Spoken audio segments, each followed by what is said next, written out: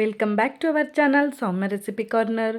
ಇವತ್ತು ನಾವು ತುಂಬಾ ಹೆಲ್ತಿ ವೇಯಲ್ಲಿ ವೆಜಿಟೇಬಲ್ಸ್ ದೊನ್ನೆ ಬಿರಿಯಾನಿನ ಹೇಗೆ ಮಾಡೋದು ಅಂತ ನೋಡೋಣ ಬನ್ನಿ. ಇದಂತೂ ನಿಮಗೆ ಪಕ್ಕಾ ಹೋಟೆಲ್ ಸ್ಟೈಲಲ್ಲಿ ಇರುತ್ತೆ, ತುಂಬಾ ಟೇಸ್ಟಿಯಾಗಿರುತ್ತೆ. ನೀವು ಒಂದ್ಸರಿ ಈ ರೆಸಿಪಿನ ಟ್ರೈ ಮಾಡಿದ್ರೆ ಸಾಕು, ಮತ್ತೆ ಮತ್ತೆ ಈ ರೆಸಿಪಿನ ನೀವು ಮಾಡ್ಕೊತಾ ಇರ್ತೀರಾ, ಅಷ್ಟು ಟೇಸ್ಟಿಯಾಗಿರುತ್ತೆ. ಇವಾಗ ವೆಜಿಟೇಬಲ್ ದೊನ್ನೆ ಬಿರಿಯಾನಿನ ಹೇಗೆ ಮಾಡೋದು ಅಂತ ನೋಡೋಣ ಬನ್ನಿ. ಮೊದಲಿಗೆ ನಾನು ವೆಜಿಟೇಬಲ್ ದೊನ್ನೆ ಬಿರಿಯಾನಿ ಮಾಡಲಿಕ್ಕೋಸ್ಕರ ಇಲ್ಲಿ ಕ್ಯಾರೆಟ್, ಹಾಗೆ ಬೀನ್ಸ್, ಆಲೂಗೆಡ್ಡೆ ಮತ್ತು ಸ್ವಲ್ಪ ಕಾಲಿಫ್ಲವರ್ನ ತೊಗೊಂಡಿರೋಂತಹದ್ದು. ನಿಮ್ಗೆ ಯಾವ ಶೇಪ್ ಬೇಕಾದ್ರೂ ತರಕಾರಿನ ಕಟ್ ಮಾಡ್ಕೊಬೋದು, ಬಟ್ ಸ್ವಲ್ಪ ದೊಡ್ಡ ಸೈಜಲ್ಲಿ ಕಟ್ ಮಾಡ್ಕೊಳ್ಳಿ, ತುಂಬ ಚೆನ್ನಾಗಿರುತ್ತೆ. ಇದನ್ನು ನಾವಿವಾಗ ಮ್ಯಾರಿನೇಟ್ ಮಾಡಬೇಕಾಗತ್ತೆ. ಅದಕ್ಕೋಸ್ಕರ ನಾನು 1 ಟೇಬಲ್ ಸ್ಪೂನ್ ಆಗೋಷ್ಟು ಹಸಿಮೆಣ್ಸಿನ್ಕಾಯಿ ಪುಡಿ, ಹಾಗೆ 1 ಟೇಬಲ್ ಸ್ಪೂನ್ ಧನಿಯಾ ಪುಡಿ, 1/4 ಟೇಬಲ್ ಸ್ಪೂನ್ ಆಗೋಷ್ಟು ಅರಿಶಿನ, ಜೊತೆಗೆ ನಾನು ಅರ್ಧ ಟೇಬಲ್ ಸ್ಪೂನ್ ಆಗೋಷ್ಟು ಗರಂ ಮಸಾಲಾನ ಸೇರಿಸ್ಕೊತಾ ಇದ್ದೀನಿ. ಜೊತೆಗೆ ನಾನಿಲ್ಲಿ ಒಂದು ಅರ್ಧ ಟೇಬಲ್ ಸ್ಪೂನ್ ಆಗೋಷ್ಟು ಉಪ್ಪನ್ನು ಕೂಡ ನಾನು ಸೇರಿಸ್ಕೊಂಡು, ಇದ್ರ ಜೊತೆಗೆ 1 ಕಪ್ ಆಗೋಷ್ಟು ಮೊಸರನ್ನು ಕೂಡ ನಾನು ಸೇರಿಸ್ಕೊತಾ ಇದ್ದೀನಿ. ಮೊಸರನ್ನು ನಾವು ಸೇರಿಸ್ಕೊಂಡು ಇದನ್ನು ನಾವು ಚೆನ್ನಾಗಿ ಮಿಕ್ಸ್ ಮಾಡಬೇಕಾಗತ್ತೆ. ಎಲ್ಲನೂ ಕೂಡ ನಾವು ಮಿಕ್ಸ್ ಮಾಡಿಕೊಂಡು ಒಂದು ಹಾಫ್ ಆನ್ ಅವರ್ ಆದ್ರೂ ಇದನ್ನು ನಾವು ಇದೇ ರೀತಿಯಾಗಿ ಮ್ಯಾರಿನೇಟ್ ಮಾಡಿ ಕಲಸಿ ಇಡಬೇಕಾಗತ್ತೆ. ನೋಡಿ, ಇವಾಗ ಮ್ಯಾರಿನೇಟ್ ಆಗಲಿಕ್ಕೆ ಈ ತರಕಾರಿಗಳನ್ನೆಲ್ಲ ನಾನು ಬಿಟ್ಟಿದ್ದೀನಿ. ಇವಾಗ ನಾವು ತರಕಾರಿ ಮ್ಯಾರಿನೇಟ್ ಆಗುವಂಥ ಟೈಮಲ್ಲಿ ಇದಕ್ಕೆ ಒಂದು ಮಸಾಲಾನ ರುಬ್ಕೊಬೇಕಾಗತ್ತೆ. ರುಬ್ಕೊಳ್ಳೋಕ್ಕಿಂತ ಮುಂಚೆ ನಾನು ಎಲ್ಲವನ್ನು ಕೂಡ ಸ್ವಲ್ಪ ಆಯಿಲಲ್ಲಿ ಫ್ರೈ ಮಾಡ್ಕೊಬೇಕಾಗತ್ತೆ. ಅದಕ್ಕೋಸ್ಕರ ನಾನು ಒಂದು ಪ್ಯಾನ್ ಇಟ್ಕೊಂಡು ಪ್ಯಾನ್ಗೆ 1 ಟೇಬಲ್ ಸ್ಪೂನ್ ಆಯಿಲ್ ಹಾಕ್ಕೊಂಡಿದ್ದೀನಿ.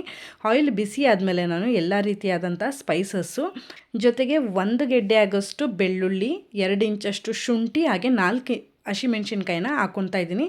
ಖಾರಕ್ಕೆ ನಾನು ಹಸಿಮೆಣ್ಸಿನ್ಕಾಯಿ ಪುಡಿನೂ ಕೂಡ ನಾನು ಯೂಸ್ ಮಾಡಿರೋದ್ರಿಂದ ಖಾರಕ್ಕೆ ಇಲ್ಲಿ ನಾನು 4 ಹಸಿಮೆಣ್ಸಿನ್ಕಾಯಿ ಮಾತ್ರ ಹಾಕ್ಕೊಂಡಿದ್ದೀನಿ. ಜೊತೆಗೆ ಅರ್ಧ ಈರುಳ್ಳಿನ ನಾವು ಸೇರಿಸ್ಕೊಂಡು ಸ್ವಲ್ಪ ಟ್ರಾನ್ಸ್ಪರೆಂಟ್ ಆಗೋ ತನಕ ಇದನ್ನು ಸ್ವಲ್ಪ ಫ್ರೈ ಮಾಡ್ಕೊಬೇಕಾಗತ್ತೆ. ಇದೆಲ್ಲ ಫ್ರೈ ಆದಮೇಲೆ ನಾನಿಲ್ಲಿ 1 ಇಡಿ ಆಗೋಷ್ಟು ಕೊತ್ತಂಬರಿ ಸೊಪ್ಪನ್ನ ನಾನು ಕಟ್ ಮಾಡಿ ಹಾಕ್ಕೊಂಡಿದ್ದೀನಿ. ಜೊತೆಗೆ ನಾನು 1 ಇಡಿ ಆಗೋಷ್ಟು ಪುದೀನೂ ಕೂಡ ನಾನು ಸೇರಿಸ್ಕೊಂಡಿದ್ದೀನಿ. ಇದನ್ನು ಕೂಡ ನಾವು ಸೇರಿಸ್ಕೊಂಡು ಚೆನ್ನಾಗಿ ಆಯಿಲಲ್ಲಿ ಫ್ರೈ ಮಾಡ್ಕೊಳ್ಳೋಣ. ಈ ಕೊತ್ತಂಬರಿ ಸೊಪ್ಪು ಮತ್ತು ಪುದೀನ ಎರಡೂ ಕೂಡ ಪ್ರಮಾಣ ಕಡಿಮೆ ಆಗಬೇಕು. ಅಲ್ಲಿ ತನಕ ನಾವು ಇದೇ ರೀತಿಯಾಗಿ, ನೋಡಿ ನಾನು ತೋರಿಸ್ತಾ ಇದ್ದೀನಲ್ಲ, ಇಷ್ಟ ಆಗಬೇಕಾಗತ್ತೆ. ಇಲ್ಲಿ ತನಕ ನಾವು ಇದನ್ನು ಚೆನ್ನಾಗಿ ಫ್ರೈ ಮಾಡ್ಕೊಬೇಕಾಗತ್ತೆ. ಇವಾಗ ನಾನು ಇದನ್ನು ತಣ್ಣಗಾಗೋಕ್ಕೆ ಬಿಡಬೇಕಾಗತ್ತೆ. ತಣ್ಣಗಾದಮೇಲೆ ನಾನು ಇದನ್ನು ಮಿಕ್ಸರ್ ಜಾರ್ಗೆ ಸೇರಿಸ್ಕೊಂಡು ಚೆನ್ನಾಗಿ ಫೈನಾಗಿ ಪೇಸ್ಟ್ ಮಾಡ್ಕೊಬೇಕಾಗತ್ತೆ. ಈ ರೀತಿಯಾಗಿ ನಾನು ಫೈನ್ ಪೇಸ್ಟ್ ರೆಡಿ ಮಾಡಿ ಇಟ್ಕೊಂಡಿದ್ದೀನಿ, ನೀವು ನೋಡ್ತಾ ಇರ್ಬೋದು. ಇವಾಗ ನಾನು ವೆಜಿಟೇಬಲ್ ದೊನ್ನೆ ಬಿರಿಯಾನಿ ಮಾಡಲಿಕ್ಕೋಸ್ಕರ ಒಂದು ಕುಕ್ಕರ್ನ ಇಟ್ಕೊಂಡಿದ್ದೀನಿ. ಕುಕ್ಕರ್ಗೆ ನಾನು ಸ್ವಲ್ಪ ಆಯಿಲ್ ಹಾಕ್ಕೊಂಡಿದ್ದೀನಿ. ಜೊತೆಗೆ ನಾನು 2 ಟೇಬಲ್ ಸ್ಪೂನ್ ಆಗೋಷ್ಟು ತುಪ್ಪನೂ ಕೂಡ ಸೇರಿಸ್ಕೊಂಡಿದ್ದೀನಿ. ನೀವು ಇದನ್ನು ದೊಡ್ಡ ಪಾತ್ರೆಯಲ್ಲೂ ಕೂಡ ನೀವು ಮಾಡ್ಕೊಬೋದು, ಟೈಮ್ ಇಲ್ಲ ಅಂದರೆ ಕುಕ್ಕರಲ್ಲೂ ಕೂಡ ನೀವು ಮಾಡ್ಕೊಬೋದು. ಸ್ವಲ್ಪ ಎಣ್ಣೆ ಎಲ್ಲ ಚೆನ್ನಾಗಿ ಬಿಸಿ ಆದಮೇಲೆ ಇವಾಗ ನಾನು ಎಲ್ಲ ರೀತಿಯಾದಂಥ ಸ್ಪೈಸಸ್ನ ಸೇರಿಸ್ಕೊಂಡಿದ್ದೀನಿ. ಅದರ ಜೊತೆಗೆ 2 ಈರುಳ್ಳಿನ ಉದ್ದುದ್ದಕ್ಕೆ ಕಟ್ ಮಾಡಿ ನಾನಿಲ್ಲಿ ಹಾಕ್ಕೊಂಡಿರೋಂತಹದ್ದು. ಇದನ್ನು ನಾವು ಆಯಿಲಲ್ಲಿ ಚೆನ್ನಾಗಿ ಫ್ರೈ ಮಾಡಬೇಕಾಗತ್ತೆ. ಈ ಆನಿಯನ್ ಎಲ್ಲ ಟ್ರಾನ್ಸ್ಪರೆಂಟಾಗಿ ನಮಗೆ ಕನ್ವರ್ಟ್ ಆಗಬೇಕು, ಅಲ್ಲಿ ತನಕ ನಾವು ಇದನ್ನು ಚೆನ್ನಾಗಿ ಫ್ರೈ ಮಾಡ್ಕೊಳ್ಳೋಣ. ಇದು ಫ್ರೈ ಆದಮೇಲೆ ನಾನು ಇದಕ್ಕೆ ರುಬ್ಬಿಟ್ಕೊಂಡಿರೋಂತಹ ಮಸಾಲಾನ ಸೇರಿಸ್ತಾ ಇದ್ದೀನಿ. ಇವಾಗಲೇ ನೀವು ನೋಡ್ತಾ ಇರ್ಬೋದು, ಮಸಾಲ ಇಲ್ಲಿ ನಮಗೆ ಹಸಿ ಸ್ಮೆಲ್ ಅಂತ ಏನಿರಲ್ಲ, ಯಾಕೆಂದರೆ ನಾವು ಇದನ್ನು ಆಲ್ರೆಡಿ ಫ್ರೈ ಮಾಡಿಕೊಂಡು ರುಬ್ಬಿರೋದ್ರಿಂದ ಇದು ಹಸಿ ಸ್ಮೆಲ್ ಅಂತ ಏನಿರಲ್ಲ. ಆದರೂ ಕೂಡ ನಾವು ಆಯಿಲಲ್ಲಿ 1-2 ನಿಮಿಷ ಇದನ್ನು ಚೆನ್ನಾಗಿ ಫ್ರೈ ಮಾಡ್ಕೊಬೇಕಾಗತ್ತೆ. ಇದು ನಮಗೆ ಚೆನ್ನಾಗಿ ಫ್ರೈ ಆದಮೇಲೆ ಇವಾಗ ನೀವು ನೋಡ್ತಾ ಇರ್ಬೋದು, ನಾನು ಯಾವುದೇ ರೀತಿಯಾದಂತಹ ಕಲರ್ನ ಆ್ಯಡ್ ಮಾಡಿಲ್ಲ, ಬಟ್ ಎಷ್ಟು ಚೆನ್ನಾಗಿ ಗ್ರೀನ್ ಕಲರಲ್ಲಿ ಮಸಾಲ ಎಷ್ಟು ಚೆನ್ನಾಗಿ ಬಂದಿದೆ ಅಂತ ಹೇಳಿ. ಇವಾಗ ನಾನು ನೆನೆಸಿಟ್ಟಿರುವಂತಹ ತರಕಾರಿ ಎಲ್ಲನೂ ಕೂಡ ಸೇರಿಸ್ಕೊತಾ ಇದ್ದೀನಿ. ಇದನ್ನು ನಾವು ಸೇರಿಸ್ಕೊಂಡು ಚೆನ್ನಾಗಿ ನಮಗೆ ಮಸಾಲ ಎಲ್ಲ ಆಯಿಲ್ ಬಿಟ್ಕೊಂಡು ಬರಬೇಕಾಗತ್ತೆ. ಅಲ್ಲಿ ತನಕ ನಾವು ಇದನ್ನು 1-2-3 ನಿಮಿಷಗಳ ಕಾಲ ಚೆನ್ನಾಗಿ ಈ ರೀತಿಯಾಗಿ ಫ್ರೈ ಮಾಡ್ಕೊಬೇಕಾಗತ್ತೆ. ವೆಜಿಟೇಬಲ್ಸ್ ಎಲ್ಲನೂ ನೀವು ನೋಡ್ತಾ ಇರ್ಬೋದು, ತುಂಬಾ ಚೆನ್ನಾಗಿ ಫ್ರೈ ಮಾಡ್ಕೊಬೇಕಾಗತ್ತೆ. ನಮಗೆ ಎಣ್ಣೆ ಎಲ್ಲ ಕ್ಲೀನಾಗಿ ಬಿಟ್ಕೊಂಡು ಬರಬೇಕು. ಅಲ್ಲಿ ತನಕ 1-2 ನಿಮಿಷ ಇದನ್ನು ಫ್ರೈ ಆದಮೇಲೆ ನಾನು ಇದಕ್ಕೆ 2 ಟೊಮೆಟೊನ ಸ್ವಲ್ಪ ದೊಡ್ಡ ಸೈಜಲ್ಲೇ ಕಟ್ ಮಾಡಿಕೊಂಡು ಸೇರಿಸ್ಕೊತಾ ಇದ್ದೀನಿ. ಇದನ್ನು ಕೂಡ ಸೇರಿಸ್ಕೊಂಡು ಹಾಗೆಯೇ ನಾವು ಫ್ರೈ ಮಾಡ್ಕೊಬೇಕು. ಅದಾದಮೇಲೆ ನಾನಿವಾಗ ಸ್ವಲ್ಪ ಹಸಿ ಬಟಾಣಿನ ನಾನಿಲ್ಲಿ ಸೇರಿಸ್ಕೊತಾ ಇರುವಂತಹದ್ದು. ನೀವು ಬೇಕಿದ್ದರೆ ಒಣ ಬಟಾಣಿನ ನೆನೆಸಿಟ್ಟು ನೀವು ಸೇರಿಸ್ಕೊಬೋದು, ಏನು ತೊಂದರೆ ಇಲ್ಲ.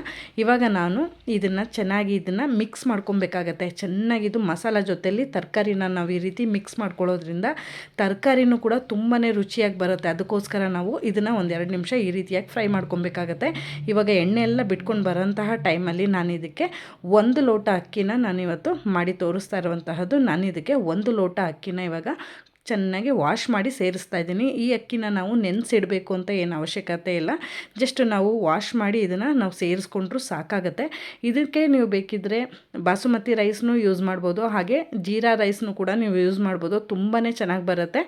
ಇವಾಗ ನಾವು ಅಕ್ಕಿನ ಸೇರಿಸ್ಕೊಂಡು ಚೆನ್ನಾಗಿ ಮಿಕ್ಸ್ ಮಾಡ್ಕೊಬೇಕಾಗತ್ತೆ. ಈ ರೀತಿಯಾಗಿ ಮಸಾಲ ಮತ್ತು ತರಕಾರಿ ಅಕ್ಕಿ ಎಲ್ಲವೂ ಕೂಡ ಮಸಾಲಾನ ಹೊಂದ್ಕೊಬೇಕಾಗತ್ತೆ. ಅಲ್ಲಿ ತನಕ ನಾವು 1-2 ನಿಮಿಷ ಇದನ್ನು ಚೆನ್ನಾಗಿ ಫ್ರೈ ಮಾಡ್ಕೊಬೇಕು.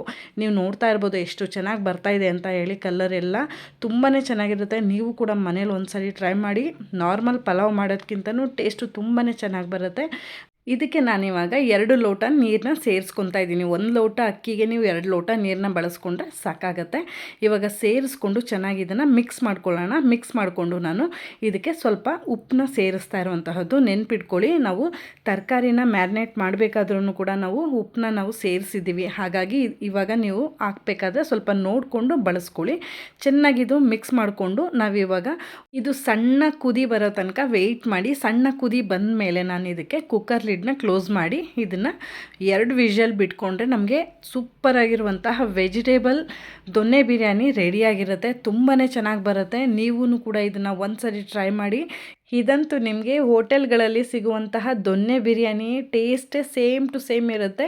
ನಾನು ತೋರಿಸಿರುವಂತಹ ಸಿಂಪಲ್ ಸ್ಟೆಪ್ಗಳನ್ನ ನೀವು ಫಾಲೋ ಮಾಡಿ ಹೆಲ್ದಿಯಾಗಿ ನೀವೂ ಕೂಡ ಮನೆಯಲ್ಲೇ ದೊನ್ನೆ ಬಿರಿಯಾನಿನ ಮಾಡ್ಕೊಬೋದು. ತುಂಬಾ ಚೆನ್ನಾಗಿ ಬರುತ್ತೆ. ನೀವು ಕೂಡ ಡೆಫಿನೆಟ್ಲಿ ಮನೇಲಿ ಒಂದ್ಸರಿ ಟ್ರೈ ಮಾಡಿ. ಟ್ರೈ ಮಾಡಿದ್ಮೇಲೆ ರೆಸಿಪಿ ಹೇಗೆ ಬಂತು ಅಂತ ನನಗೆ ತಪ್ಪದೆ ಕಾಮೆಂಟ್ ಮಾಡಿ ತಿಳಿಸಿ, ಓಕೆನಾ? ಈ ರೀತಿಯ ಹೆಲ್ದಿ ಟೇಸ್ಟಿ ರೆಸಿಪಿಗೋಸ್ಕರ ನನ್ನ ಚಾನಲ್ನ ಫಾಲೋ ಮಾಡೋದು ಮರಿಬೇಡಿ. ಖಂಡಿತವಾಗ್ಲೂ ನನ್ನ ಚಾನಲ್ನ ಸಬ್ಸ್ಕ್ರೈಬ್ ಮಾಡ್ಕೊಳ್ಳಿ, ಹಾಗೆ ನೋಟಿಫಿಕೇಷನ್ ಆನ್ ಮಾಡ್ಕೊಳ್ಳೋದ್ರಿಂದ ನಾನು ಹಾಕೋ ಪ್ರತಿ ವಿಡಿಯೋನೂ ಕೂಡ ನೀವು ಮಿಸ್ ಮಾಡದೆ ನೋಡ್ಬೋದು ಅಂತ ಹೇಳ್ತಾ, ಹಾಗೆ ಮುಂದಿನ ರೆಸಿಪಿಯೊಂದಿಗೆ ಸಿಗ್ತೀನಿ. ಅಲ್ಲಿವರೆಗೂ ನನ್ನ ಪ್ರೀವಿಯಸ್ ವಿಡಿಯೋನ ಚೆಕ್ಔಟ್ ಮಾಡ್ತಾ ಇರಿ. Thank you so much for watching this video. Stay tune.